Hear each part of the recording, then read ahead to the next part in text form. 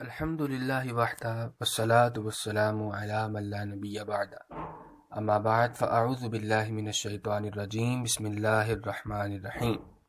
السلام علیکم ورحمۃ اللہ وبرکاتہ۔ کیسے ہیں آپ لوگ؟ امید ہے خیریت سے ہوں گے۔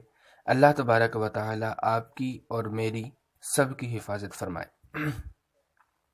آج کی اس ویڈیو میں کچھ خاص باتیں لیے حاضر ہوا ہوں۔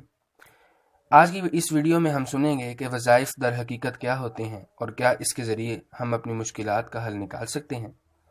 مزید گفتگو کرنے سے پہلے میں جو نئے ہمارے دوست احباب ہیں ان سے عرض کروں گا کہ ہمارے چینل کو سبسکرائب کریں اور سبسکرائب کرنے کے ساتھ ہی بیل آئیکن کو ضرور دبائیں تاکہ ہماری نئے آنے والی ویڈیو آپ تک بآسانی پہنچ سکے۔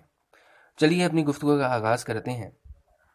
وظائف جو ہم کرتے ہیں در حقیقت ہمیں فائدہ پہنچاتے ہیں۔ جی ہاں، یہ حقیقت ہے، اس لیے کیونکہ ہم وظائف اللہ تبارک و تعالیٰ کے صفاتی نام کے کرتے ہیں۔ ٹھیک ہے، زیادہ سے زیادہ جو وظائف ہوتے ہیں وہ اللہ تبارک و تعالیٰ کی صفاتی نام کے ہوتے ہیں۔ ٹھیک ہے، اس لیے اللہ تبارک و تعالیٰ کو یہ یاد کرنے کا ایک ذریعہ ہے۔ ٹھیک ہے، اور یاد کر کے ہم اس سے یہ مانگتے ہیں کہ مولا ہماری اس مشکل کو حل فرما دے۔ اس لیے وظائف حقیقتاً ہمیں فائدہ پہنچاتے ہیں۔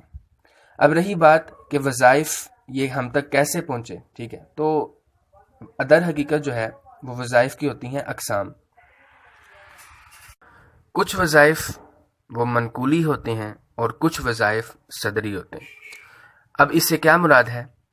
منقولی وظائف سے مراد یہ ہے کہ جو حضور علیہ الصلاۃ والسلام کی احادیث طیبہ کے ذریعے ہم تک پہنچے، جیسا کہ مشہور ایک وظیفہ ہے تسبیح فاطمہ کا، تو وہ حدیث پاک سے ثابت ہے کہ حضور علیہ السلام نے اپنی پیاری شہزادی حضرت سیدہ فاطمہ رضی اللہ تعالی عنہا کو یہ وظیفہ عطا کیا، تو یہ بھی ایک وظیفہ ہے۔ تو اس طرح کے جو وظیفے ہوتے ہیں اس کو کہتے ہیں منقولی وظائف۔